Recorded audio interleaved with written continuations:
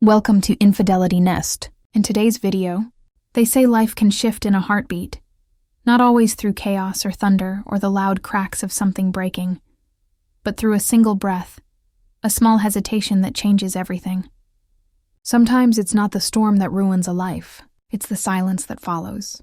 For me, it wasn't a disaster that came roaring in. It was a quiet, almost invisible choice, the kind you don't realize will matter until it's far too late. I can still remember that afternoon, though I've tried 1,000 times to forget it. If I had turned away, if I had told myself to ignore what I felt, maybe everything that came after would have been different. But I didn't. And that one choice became the line that split my life into two parts, before and after. It's strange how silence can look harmless from the outside. Our house looked like a photograph from a magazine. Clean walls, trimmed hedges, a front porch that always smelled faintly of new paint. The curtains moved gently in the afternoon breeze, and neighbors smiled when they passed by, whispering about how lucky we were. They saw perfection, but they didn't hear what I heard inside, the emptiness, the kind of quiet that isn't peaceful but suffocating. Inside those walls, words had stopped living. Birthdays were still celebrated, but only because calendars demanded them. Laughter had turned into polite chuckles, love into routine. Every dinner we shared was an act of habit, knives and forks scraping plates, eyes fixed on anything but each other.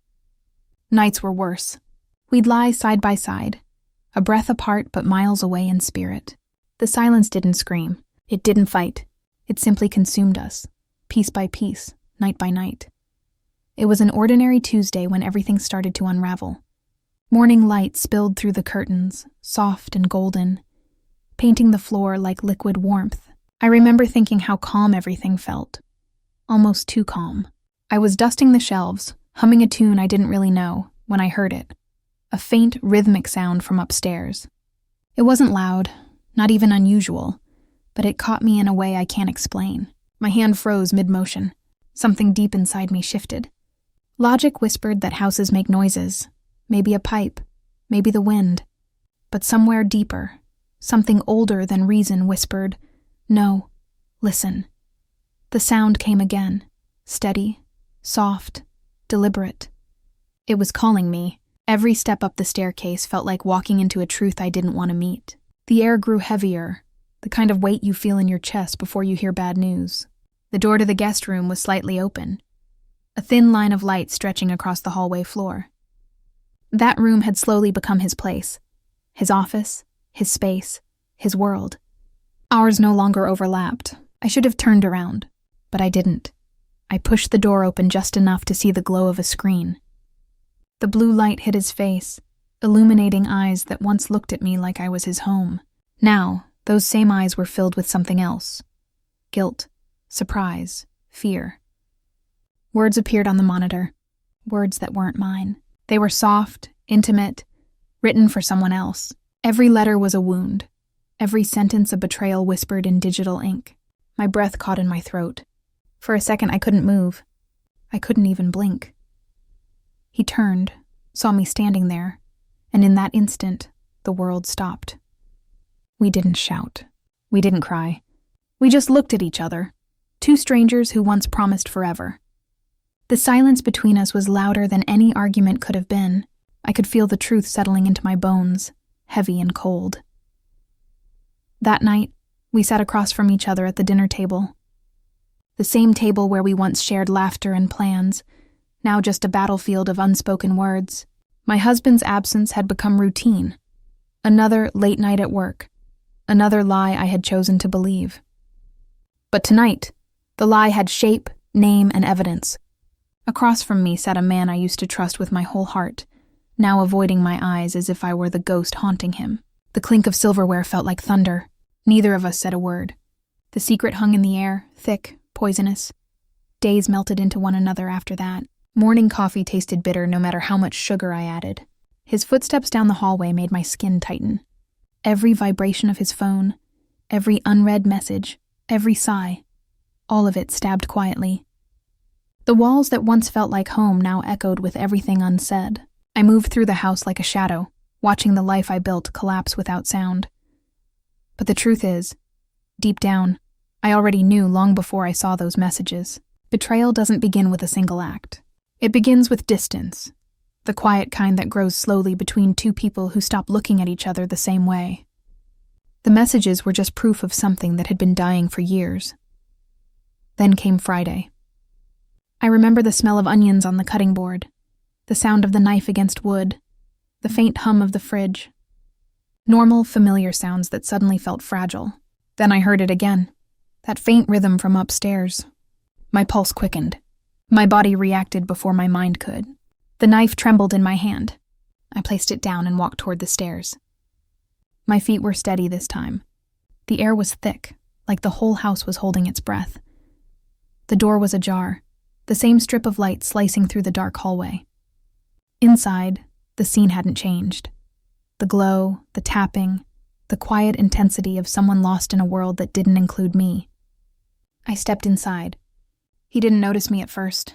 My voice came out softer than I expected, trembling but clear. Why? He turned, startled. Why am I not enough? I asked. He opened his mouth, but the words stumbled out like broken glass. Excuses, half-truths, fragments that tried to soften the blow but only made it worse.